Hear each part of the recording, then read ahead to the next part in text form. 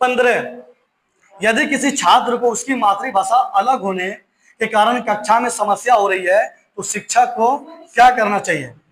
छात्र को केवल मुख्य धारा की भाषा का प्रयोग करना चाहिए? केवल मुख्य धारा की भाषा का प्रयोग करना चाहिए? नहीं। उसकी मातृभाषा को अस्वीकार करना चाहिए? नहीं, मातृभाषा को स्वीकार नहीं कर सकते। बच्चा जिस लैंग्वेज को जान रहा है उसी लैंग्वेज उसको बताना है, ठीक है। बच्चा जिस लैंग्वेज को जानता है उसको उसी लैंग्वेज में समझाना है, उसको बताना है। उसकी मातृभाषा और कक्षा की भाषा दोनों को सीखने के अवसर उपलब्ध कराना, ठीक है। उसे चुप करना नहीं, चुप नहीं करा सकते। ये ऑप्शन सी इसका सही है, ठीक है। 16 नंबर क्वेश्चन, समावेशी शिक्षा का मूल उद्देश्य क्या है?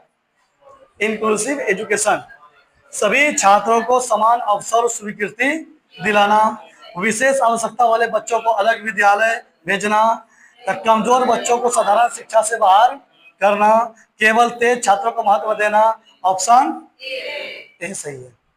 जो तेज बच्चा रहेगा सिर्फ उसी को पढ़ाएंगे है? या कमजोर बच्चों को साधारण शिक्षा से बाहर कर देंगे? नहीं। अरे जो कमजोर रहेगा तो उसी पे ज्यादा ध्यान देना है ना, उस पर ज्यादा मेहनत करना है। 17, यदि कोई बच्चा लैंगिक भेदभाव की टिप्पणी करता है तो शिक्षक कौन सी प्रतिक्रिया सबसे उपयुक्त होगी?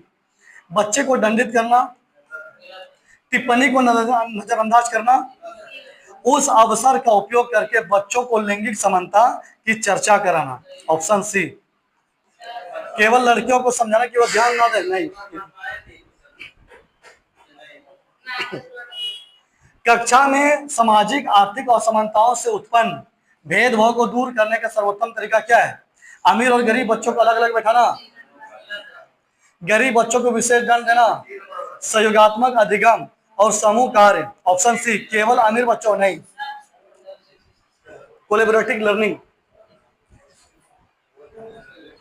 हाँ, कोलैबोरेटिव लर्निंग है, ठीक है।